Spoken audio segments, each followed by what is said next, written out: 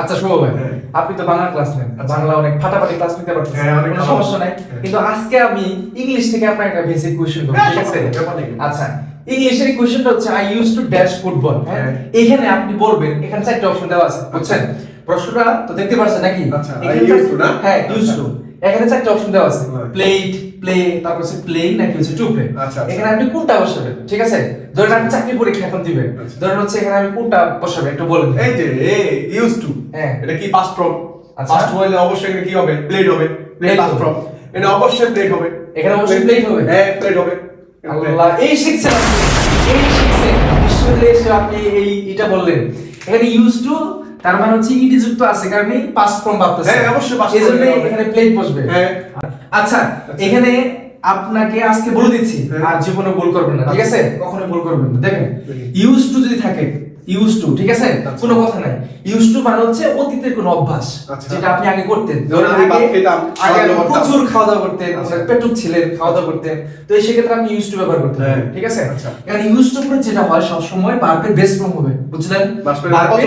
একদম base form. এখন বলেন তো এখানে কোনটা হবে বেস ফর্মটা? বেস ফর্ম না, এখানে কোনটা হবে? তাহলে বেস ফর্ম প্লে। এই তো শাবাশ।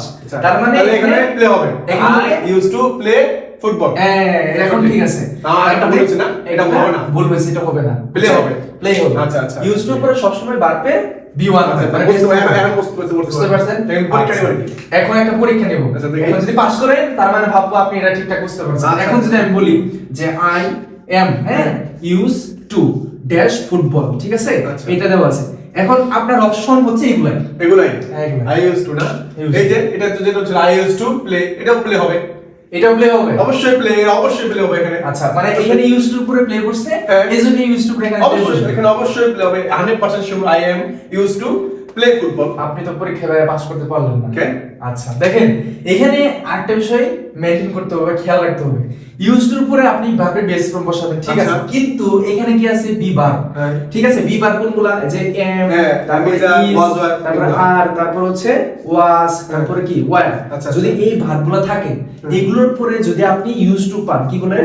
ইউজ টু পান, ঠিক আছে, তাহলে পরবর্তী ভার্বের সাথে আইএনজি যুক্ত হবে। ও আচ্ছা আচ্ছা, তাহলে এখানে একটা এম আছে না? এম আছে, আই এম এখানে ইউজ টু, তাহলে এখানে বি ভার্ব আছে, এখানে এম আছে, পরে ইউজ আছে, আইএনজি যুক্ত আছে, এখানে এই যে প্লেইং, এই তো শাবাশ। তাহলে কি বুঝতে পারছেন? অবশ্যই বুঝতে এখানে দুইটা রুল বুঝতে পারছেন? হ্যাঁ, বুঝতে পারছি। এইভাবে করে তোমরাও প্রত্যেকদিন লাইভ ক্লাসের মাধ্যমে এই বেসিকগুলো জানতে পারবে। পাশাপাশি ভাবে তোমরা যারা চট্টগ্রাম বিশ্ববিদ্যালয়ে টার্গেট করেছো তাদের জন্য আমাদের এক্সাম বেস চালু হচ্ছে। তোমরা এই এক্সামটা দিয়ে তোমরা নিজেদেরকে জাজ করতে পারবে, ঠিক আছে? দেখা হবে ক্যাম্পাসে।